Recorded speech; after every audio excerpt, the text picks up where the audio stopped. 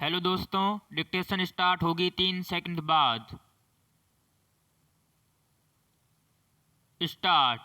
दुनियादारी के रंगमंच पर थिरकती मानव रूपी कठपुतलियों की डोर कब किस समय उठेगी, यह कह पाना मुश्किल है, लेकिन मानव द्वारा निर्मित कठपुतलियां आज संकट के दौर से अवश्य गुजर रही हैं।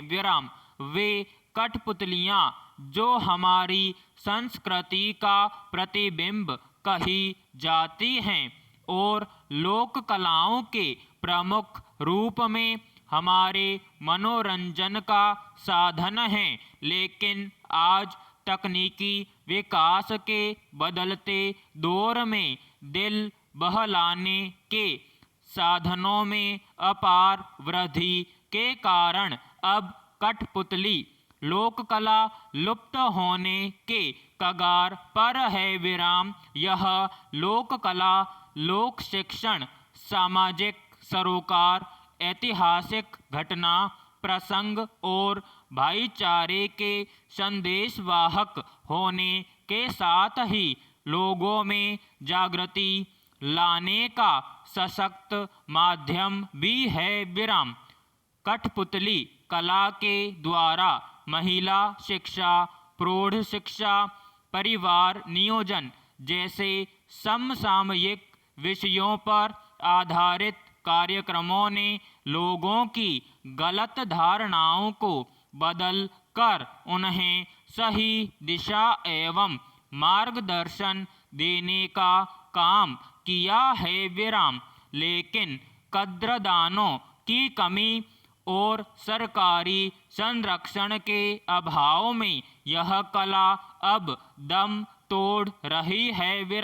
पहले गांव-गांव में कठपुतली कला का खेल दिखाया जाता था, लेकिन अब उसके प्रति मोह भंग होने के कारण कठपुतली कलाकारों के जीविकोपार्जन का संकट गहराने लगा है। वस्तुतः कठपुतली कलाकार अपना पुश्तैनी धंधा छोड़कर अन्य कामकाज करने लगे हैं। इन कलाकारों के कुछ परिवार तो ऐसे हैं जो अब यह खेल न दिखाकर सिर्फ कठपुतली बनाकर ही अपना गुजर बसर कर रहे हैं। कई कलाकारों को जीविकापार्जन के लिए अपने गांव कस्बों से पलायन करना पड़ रहा है। चूँकि इस कला को जीवित रखने वाले कलाकार मुख्य रूप से नट भाट और जोगी समाज के दलित वर्ग के हैं, इस कारण समाज में उन्हें वह सम्मान और प्रतिष्ठा हासिल नहीं हो पाई जिसके वे असल हकदार हैं। पैराग्राफ। भले ही देश में इस कला के चाहने वालों की तादाद लगातार घट रही है, लेकिन विदेशी लोगों में यह कला काफ़ी लोकप्रिय हो रही है। आज यह कला चीन, रूस, अमेरिका, जापान, इंग्लैंड जैसे प्रगतिशील देशों में भी पहुंच चुकी है। पर्यटक सजावटी चीज़ों, स्मृति और उपहार के रूप में कठपुतलियां भी यहाँ से ले जाते हैं, मगर इन बेची जाने वाली कठपुतलियों का फ़ायदा बड़े बड़े शोरूम के विक्रेता ही उठाते हैं। बिचौलिए भी माल को इधर से उधर करके चांदी कूट रहे हैं, जबकि इनको बनाने वाले कलाकार 2 जून की रोटी को भी मोहताज हैं। वहीं समय के साथ इस कला के प्रदर्शन में भी काफ़ी बदलाव आया है।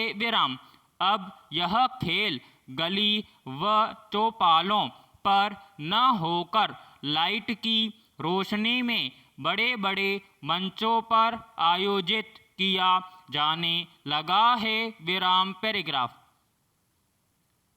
सदियों पहले कठपुतली का जन्म भारत में हुआ था। विराम। कठपुतली के इतिहास के बारे में कहा जाता है कि ईसा पूर्व चौथी शताब्दी में महाकवि पाणिनि के अष्टाध्यायी ग्रंथ में पुतला नाटक का उल्लेख मिलता है। विराम।